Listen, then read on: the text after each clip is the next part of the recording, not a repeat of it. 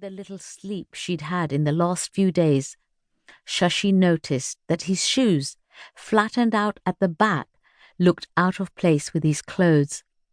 But she didn't say anything. She wanted him to leave. She had no time alone in the past week. She wanted to make herself tea and sit at the kitchen counter and sip it slowly.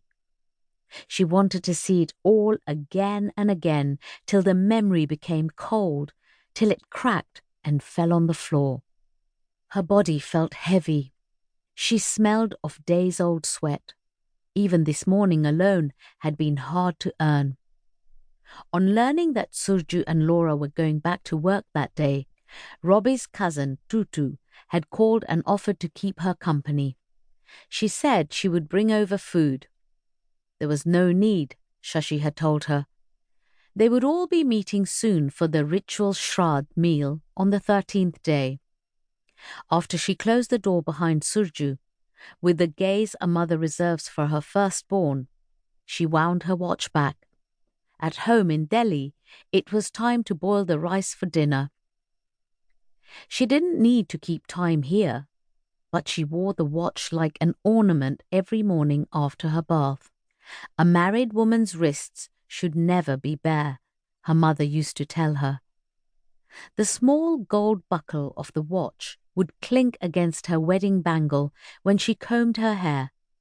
Until last week, she had never removed that wedding bangle, iron-wrapped in gold. The only time she had removed it was to get it resized when it had begun to dig into her flesh. The goldsmith had to cut it off her. That was so many years ago. The children were still at home then. Shashi sat on the sofa in Surju and Laura's living room. Grey, with no cushions. It had a chevron throw with a Made in India tag that made Robbie laugh. A stackable centre table allowed everyone to have their own islands when they watched TV. The screen took up half the wall, but didn't play any Hindi or Bengali TV serials, or even any of the old BBC sitcoms she liked. It wasn't ideal having to perform her husband's funeral here in New Jersey, away from her friends and family in India. But this place had everything, even the special kind of ghee needed for the funeral rites. Surju, who was essential for the rites, was here. Being here also meant she didn't have to talk to the hordes of relatives and acquaintances she didn't want to see, the ones who'd show up and expect to be fed and taken care of through the day. Everyone insisted on being the last to eat, as if starving themselves proved their closeness to the deceased. It had surprised her how many people had come. The Saturday after the cremation, the apartment was filled with 54 people. She counted. In America, even gods wait their turn for the weekend. What luck did an ordinary man have, even if he had been a popular one? Robbie Malik had not just been top of his class at Delhi School of Architecture.